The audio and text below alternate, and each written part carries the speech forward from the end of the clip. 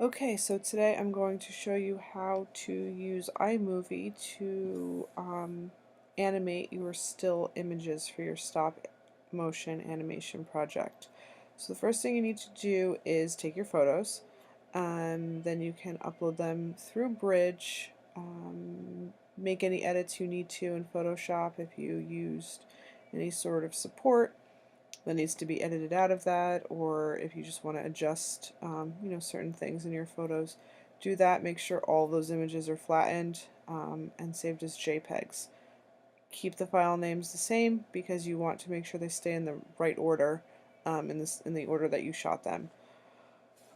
Once you have all of your photos taken care of, they're all uploaded, you are going to create your project in iMovie. So iMovie is a little icon that looks like a purple star.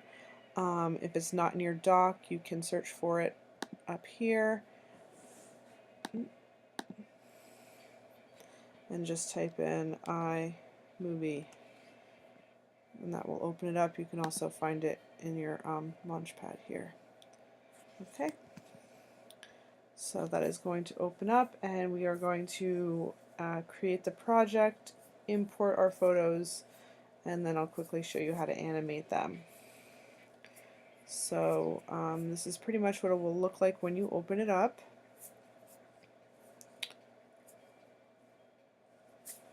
So it has these different events here, but I'm just going to click on, you can click on New here to create a new movie. You can also go File, New Movie, or hit Command N. So I'm just going to go here, New Movie. And you want to select No Theme. You don't want any of this, any of these little extra things. You just want No Theme. Click Create. Give it a title. You want to title it something that makes sense. So if you have a title for your film, use that. Otherwise, you can just call it Stop Motion Project, and it's going to save it into an event associated with today. I'm actually going to put it in this other event. Okay, can't be completed. Let's try it again. No theme, create.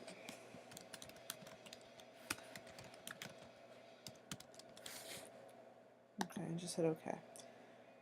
Okay.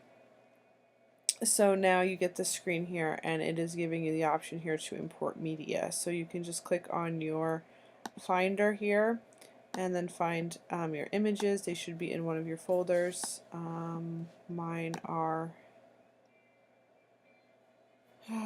demo files.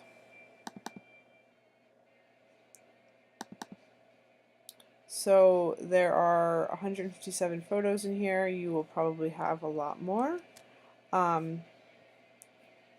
So I'm going to just Command A to select them all, and I can just click on them and drag them into iMovie to import them. So obviously it will take a few seconds for the computer to do its thing with that many images. Okay, and then you have all these images here. Now you can scroll through and sort of make sure that everything looks the way you want it to look. Okay, make sure they're all loading properly.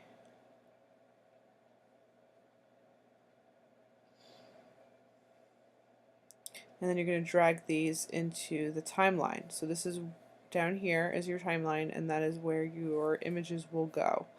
So I can click on an image, and now you see that they're highlighted in yellow, so that means they're all selected. I'm just going to press Command A just to make sure that selects all of them, and then you're just going to pick them up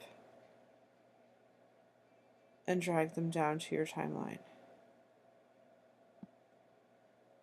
Okay. So now we see all those images down here. Okay. Now, if we press play, it's going to move very, very, very, very, very slowly because it is, there's 4 seconds for each frame. Okay, so again, I want to make sure that everything is selected. Again, you'll know that it is selected by the yellow highlight, and you can see that it's 4 seconds per frame, and we want to shorten that.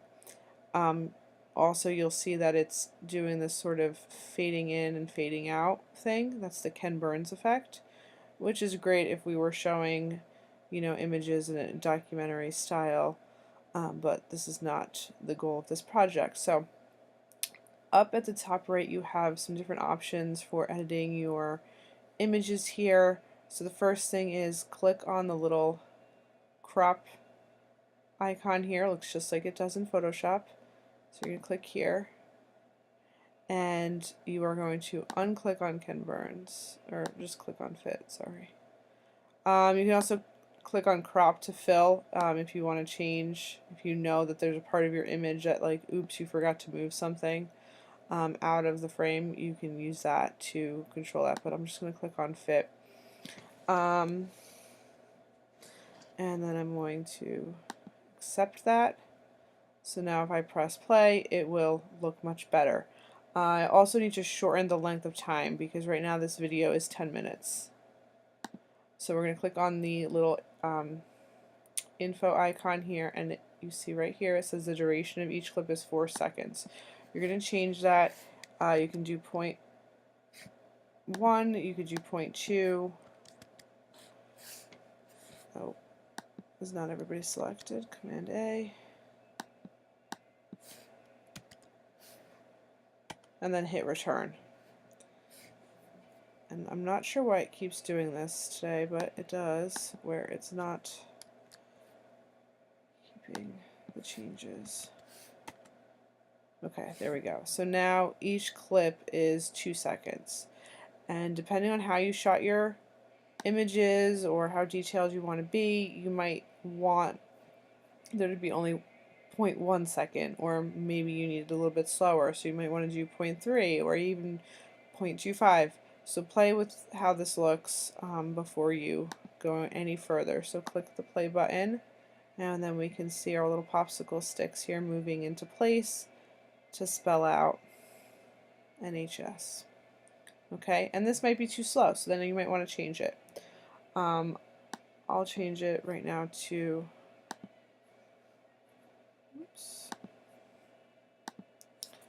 Again, Command A to select everybody, click on that little info, and I'll do 0.1. So you'll see right now the film is 26 seconds. If I change it to 0.1, it now becomes 21 seconds.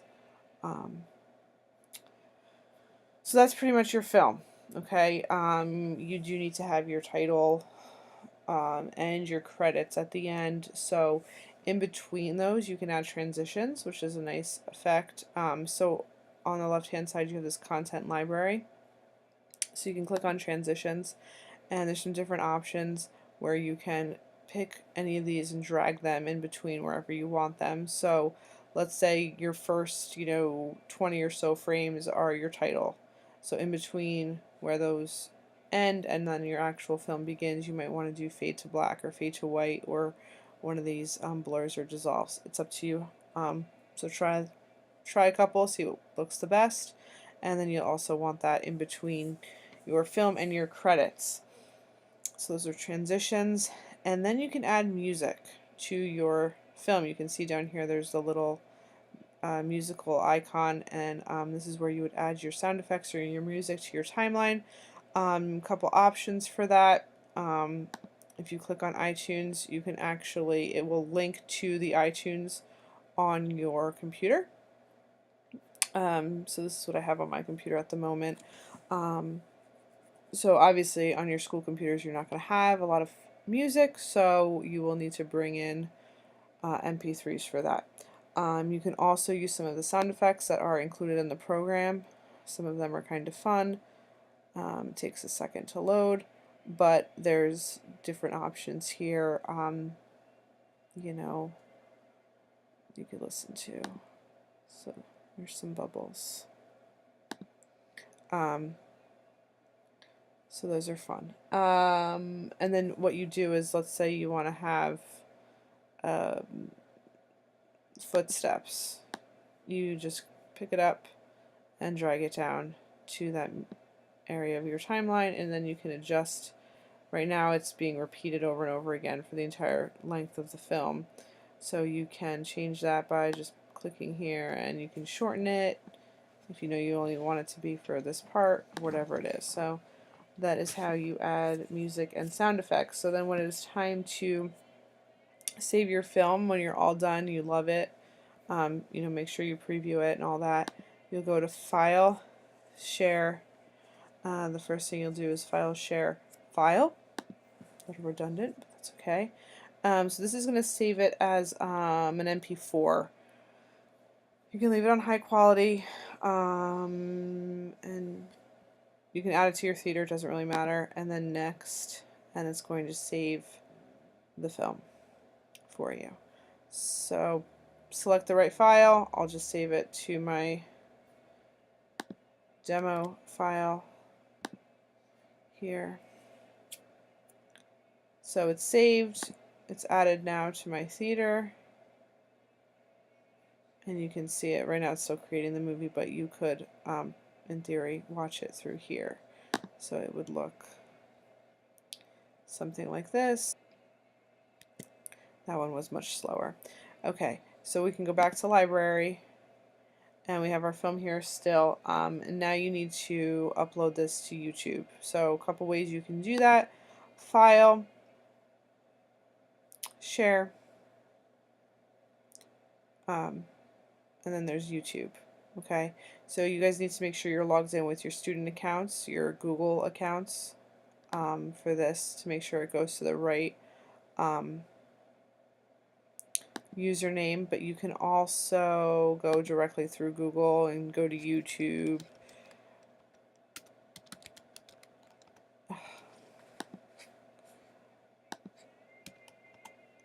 Go to YouTube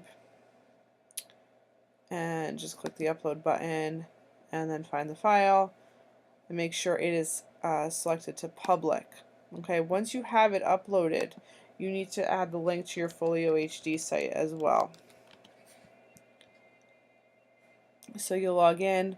Apparently they did some updates to Folio.